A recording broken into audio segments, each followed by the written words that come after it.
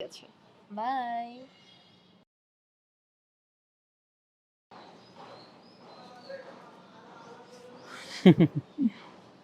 নিজের ঘরেই চোর পালতেছি।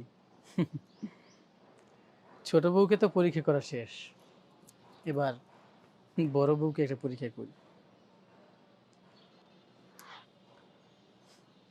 হ্যাঁ নাহিদা, হ্যাঁ একটু নিচে আসো তো। ওকে। তোমার অফিস যাওয়ার কথা, তুমি ফোন দিচ্ছ যে? আরে অফিসে তো যাবো, কিন্তু ফাইলটাই তো ভুলে রেখে আসছি। প্লিজ ফাইলটা একটু নিয়ে আসো না। আচ্ছা ঠিক আছে, আমি নিয়ে এসে। কোথায় রেখেছো? আমার টেবিলের উপরে আছে।